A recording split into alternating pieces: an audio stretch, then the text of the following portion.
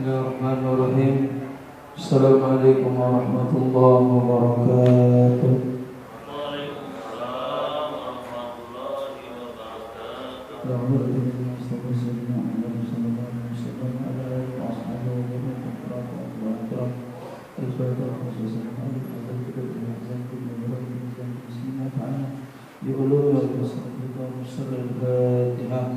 أعوذ بالله من الشيطان الرجيم.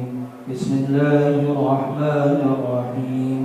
الحمد لله رب العالمين الرحمن الرحيم مالك يوم الدين إياك نعبد وإياك نستعين اهدنا الصراط المستقيم صراط الذين أنعمت عليهم غير المغضوب عليهم ولا الضالين.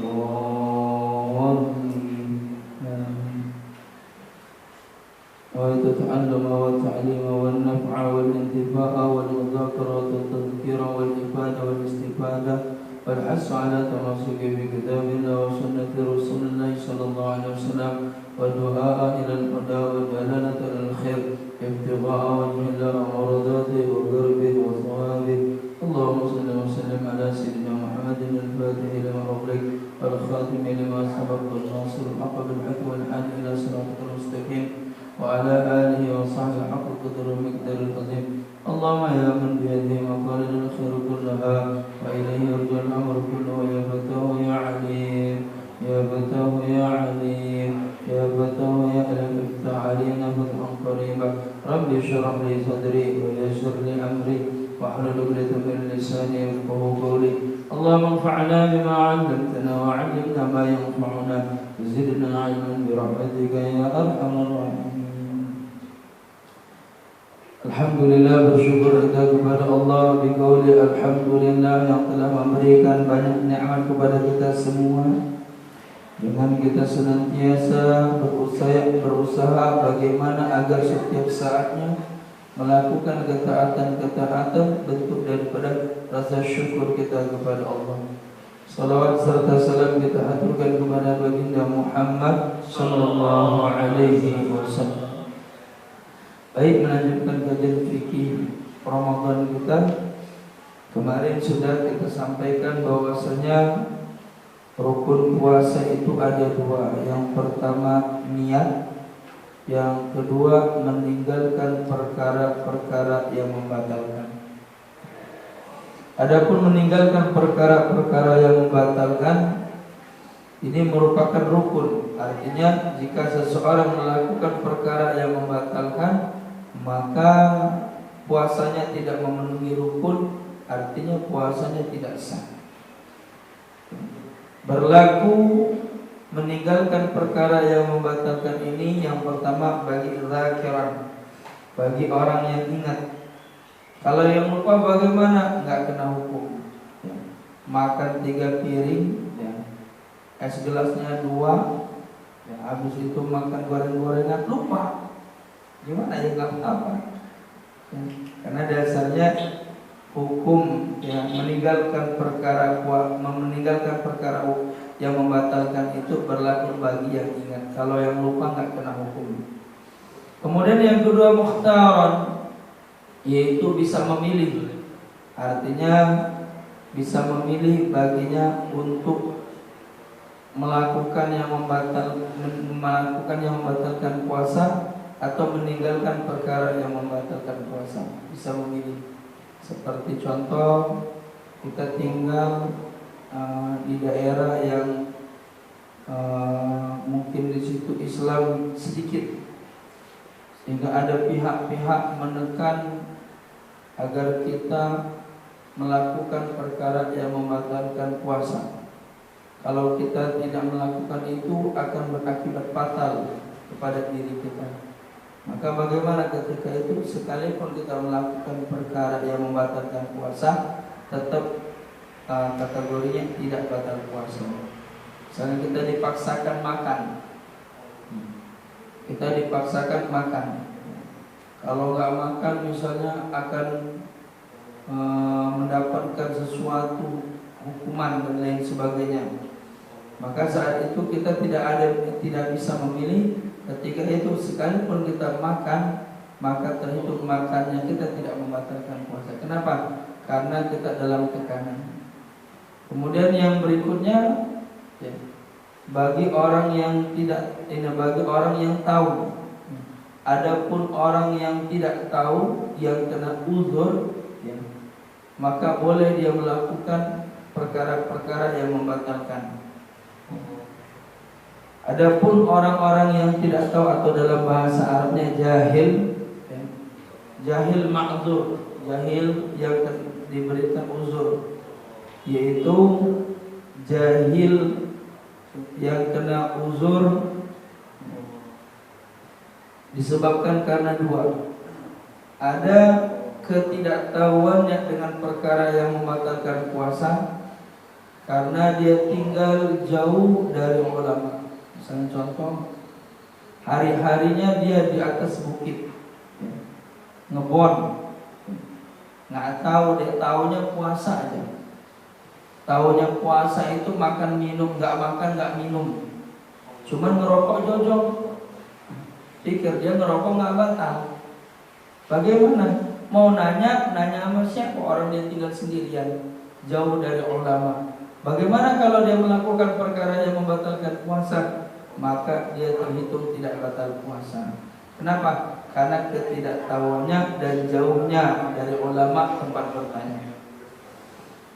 Atau yang kedua, ketidaktahuannya sebab apa? Karena barunya mengenal Islam. Contoh, orang ini baru masuk Islam mu'alaf. Dikasih tahu orang Islam itu wajib sholat, wajib puasa. Ini bentar lagi mau puasa. Oh iya, saya puasa. Ikut dia puasa, cuman makan minum jojong. Tanya, puasa nggak kamu? Puasa. Makan minum jojong. Pikir dia makan minum itu nggak membatalkan puasa. Bagaimana? Maka jika ketidaktahuannya karena tinggalnya jauh dari ulama atau karena baru memeluk agama Islam, maka ketika dia melakukan perkara-perkara yang membatalkan puasa itu tidak terhitung batal puasa. Paham sampai sini? Ya. Jadi itu perkara rukun puasa. Rukun puasa ada dua: satu niat, kedua meninggalkan perkara yang membatalkan puasa. Adapun perkara-perkara yang membatalkan puasa, di antaranya ada muhbitat, ada mubtilat. Jadi dalam perkara membatalkan puasa itu ada muhbitat. Apa itu muhbitat? Membatalkan pahala puasa. Ada mubtilat, membatalkan puasa. Jadi yang membatalkan puasa itu ada dua. Ada muhbitat, ada yang membatalkan pahala puasa, ada yang membatalkan puasa. Adapun perkara-perkara yang membatalkan puasa, yubtilu sawabis shaum, batal pahala puasanya, akan tetapi tidak puasanya. Jadi pahala puasanya batal, gugur, tapi puasanya tetap jojong. Fala yajibu alaihi al-qada. Dan dia enggak kena hukum wajib mengqada puasanya. Nah, adapun perkara yang membatalkan puasanya, itu tentu batal puasanya dan batal juga pahala puasanya. In kana bi ghairi udhrin, jika tanpa uzur dia batal, fayajibu fihi al-qada, maka wajib atas dirinya qada. Jadi gitu ya. Jadi ada perkara yang membatalkan pahala puasa, ada perkara yang membatalkan puasa. Kalau perkara yang membatalkan puasa itu enggak wajib qada, batal pahala puasanya, tetap sah puasanya, akan tetapi dan dia enggak punya kewajiban untuk mengqada puasanya. Kalau yang batal puasanya, batal pahala puasanya, dan dia kena hukum wajib qada. Ya. Jadi ada muhbitat, ada mubtilat. Adapun perkara yang muhbitat disinggung oleh Rasulullah SAW, Kam min sha'imin laisa lahu min siyami illa al-ju' wal 'atas. Berapa banyak orang yang berpuasa akan tetapi tidak dapat apa-apa dari puasanya kecuali lapar dan dahaga. Jadi dia berpuasa akan tetapi hasil dari puasanya apa? Dapat ke pahala? Enggak dapat. Cuma dapat lapar dan dahaga. Di antara perkara yang membatalkan pahala puasa, yang pertama ghibah, ngomongin orang.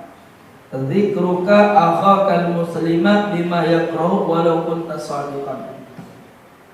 Menyebutkan tentang saudaramu muslim dan tentang saudaramu dan dia benci dengan apa yang kau sebutkan itu, dia nggak suka dengan apa yang kau sebutkan itu, walaupun tasadiqan, walaupun kau benar. Jadi kalimat ghibah ini begini gambarannya. Suatu hari datang dua tamu kepada Rasul perempuan. Ini tulul qimah. Postur tubuhnya tinggi di atas rata-rata, katakanlah 2 meter lah. Datang kepada Rasul, masuk kepada Rasul. Selesai bertamu kepada Rasul, keluar ini 2 perempuan dan putrinya Rasul berkata kepada Rasul, ma'atwalu, sungguh tinggi, kata putrinya Rasul. Wahai putriku, atardi an ta'kula lahma akhi. Wahai ukhtika, wahai putriku, apakah engkau ridho, apakah engkau suka makan bangkai saudaramu? Cuman ngomong, bilang sama Rasul, itu 2 perempuan itu tingginya tingginya di atas rata-rata. Maka tualutul, sungguh tinggi keduanya. Cuman ngomong kayak gitu, cuman ngomongin postur tubuhnya tinggi. Cuman kata Rasul, apa bilang kepada putrinya, apakah engkau suka makan bangkai saudaramu? Jadi ghibah itu ngomongin kekurangan dari saudara kita, yang kekurangan itu kalau kita omongin saudara kita nggak suka. Contoh misalnya, maaf, dia punya kulit rada gelap. Kita bilang sama ini teman kita, itu orang kulitnya hitam. Kenyataannya memang seperti itu, tapi dia nggak suka diomong-omongin, maka itu namanya ghibah. Atau perkara yang lainnya. Nah, kalau ngomongin yang di luar daripada kenyataan, maka itu fitnah. Ya, jadi gitu ya. Jadi kalau dosanya ghibah, itu lebih bagus makan bangkai daripada ngegibah. Kalau fitnah, itu dosanya lebih besar daripada ngebunuh. Paham? Jadi gitu ya. Jadi di antara perkara yang membatalkan puasa adalah ghibah, ngomongin kekurangan orang, dan orang itu nggak suka kekurangannya diumbar-umbar, dikasih tahu sama orang lain. Bahkan keutamaan, apalagi kalau bicaranya tentang aib, ya, aib itu yang memang sengaja ditutup-tutupin seperti dosa. Ini dia ngelakuin dosa, ketahuan sama kita, tapi dia berusaha semaksimal mungkin. Misalnya gini, ngelakuin dosanya di malam hari. Kebetulan kita lewat, kita tahu, wah, kita ceritain itu kita nggak bakal mati sebelum kita melakukan dosa yang sama yang kita ceritakan. Ya, maka jangan pernah buka-buka aib orang. Karena apa? Orang yang melakukan dosa itu semaksimal mungkin nutupin. Makanya dia ngelakuin dosanya ngumpet-ngumpet. Nggak ada orang ngelakuin dosa terang-terangan. Kalau ada orang ngelakuin dosa terang-terangan, itu orang nggak punya malu lagi. Nah, kalau orang itu sudah ngelakuin dosa ngumpet-ngumpet, kita tahu, kita ngasih tahu sama orang banyak, itu dosanya Tidak akan kita mati kecuali kita melakukan dosa yang sama. Contoh misalnya, ini orang ngelakuin zina, ngelakuin zina. Ketahuan nama kita ceritain satu kantor. Itu kita nggak mati kecuali kita juga pernah kita juga berzina wa maka jangan pernah buka aib saudara kita. Ya. Baik katmun, baik kita sembunyikan, tutup mulut aja.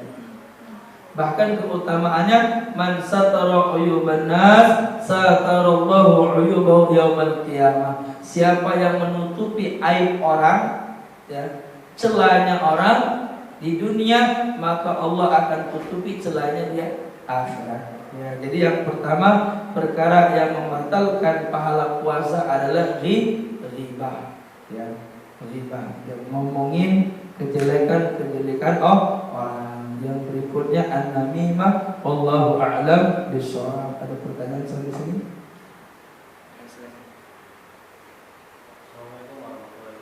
Waalaikumsalam. Ini Ustaz, biasanya kan saat Ramadan itu banyak yang mudik. Iya. Dalam perjalanan itu. Kalau tidak salah di bawah surat Al-Baqarah 183 itu ada keterangan pengecualian orang-orang yang tidak kewajiban puasa atau apa saja. Iya. Rasanya orang yang sakit, orang yang dalam perjalanan. Nah, yang dimaksudkan dia tidak jatuh kewajiban puasa. Kalau mungkin sakit kan mungkin kita pemahamannya sakit yang menyebabkan sakitnya tambah parah. Ya. Tapi kalau dalam perjalanan misalnya kita mudik yang seperti apa yang kita tuh tidak kena kewajiban atau malah sebaliknya. Ada mengatakan saya pernah tidak boleh puasa. Misalnya kita perjalanan jauh dari pagi sampai sore kita masih di perjalanan. Apakah kita itu sunnahnya kewajibannya puasa atau sebaiknya tidak puasa? Kasih Pak. Oke, sama-sama. Bismillahirrahmanirrahim. Bagaimana hukum orang yang kena wajib puasa atau apa? Bagaimana hukum orang yang kena rukhsah, keringanan untuk tidak puasa? Jadi puasa itu wajib hukumnya. Pertama, Islam. Orang kafir nggak wajib puasa. Kedua, taklif, sudah dewasa, baligh ya, dan berakal. Ketiga, itoqoh, mampu melakukannya, baik secara fisik ataupun secara syariat. Secara fisik dia sehat walafiat, secara syariat ini berlaku dia bukan dalam keadaan haid dan nifas. Sehat badannya, cuman haid ya nggak boleh puasa. Artinya nggak mampu secara syariat. Kemudian sehat, ya, nggak sakit. Kemudian iqamah dalam keadaan mukim. Nah, tadi disinggung tentang sakit dan perjalanan. Nah, sakit yang boleh tinggal puasa atau menggantinya. Ya. Sakit yang boleh tinggal puasa ini dibagi dua. Ada sakit la yurja bara'uhu, sakit nggak lagi diharapkan kesembuhannya. Seperti misalnya orang udah koma, ya, udah koma lama, ya. Ini udah nggak lagi komanya, bukan setahun 2 tahun, udah bertahun-tahun. Banyak ya. Ini apa di Abdul Muluk yang komanya sampai bertahun-tahun. Ya. Ini nggak lagi diharapkan kesembuhannya, bagaimana? Maka nggak wajib baginya puasa dan nggak wajib baginya qadha, tapi tetap wajib baginya fidyah. Ya, paham ya? Atau misalnya sakitnya ini apa? Termasuk pikun ya, pikun. Ya. Pikun misalnya masih muda udah pikun. Nah, udah itu nggak lagi diharapkan kesembuhannya. Setahun, 2 tahun, 3 tahun lewat, itu tetap dalam kondisi seperti itu. Maka nggak wajib puasa baginya, nggak wajib qadha puasa baginya, akan tetapi tetap wajib fidyah baginya. Terus bagaimana dengan orang yang sakit yang masih diharapkan kesembuhannya? Bagi orang yang sakit masih diharapkan kesembuhannya, ya, ini yang dimaksud sakit uzur boleh tayamum. Uzur boleh tayamum itu sakit pertama, kalau dia puasa sakitnya akan semakin parah. Kalau dia puasa akan memperlambat kesembuhannya. Kalau dia puasa akan menyebabkan sesuatu yang buruk bagi kesehatannya. Nah, bagi orang yang seperti ini, yang sakit seperti ini, maka nggak kena hukum wajib puasa baginya. Akan tetapi ketika dia sembuh, maka wajib qadha baginya. Paham ya? Itu yang pertama. Kemudian orang yang perjalanan. Jadi orang yang perjalanan yang nggak wajib puasa, itu bagi orang yang perjalanannya bukan untuk maksiat yang pertama. Ya, itu syarat pertama ya. Jadi perjalanan yang bukan untuk maksiat. Kemudian yang kedua, perjalanannya sudah mencapai masa fatul qasar. Jarak tempuh boleh qasar. Jarak tempuh boleh qasar itu kalau sudah sampai perjalanan 82 km. Nah, ya. Dari mana ke mana itu ya? Misal dari sini ke Bukit Kemuning lah ya. Ya, itu sudah nyampe. Kalau Kota Bumi kan belum ya, masih di berapa tuh? Belum nyampe. 110. Nah, berarti masih udah boleh itu. Ya. Intinya boleh nggak puasa bagi orang yang melakukan perjalanan sudah sampai masa fatul qasar. Masa fatul qasar itu 82 km. 82 kilo. Ya.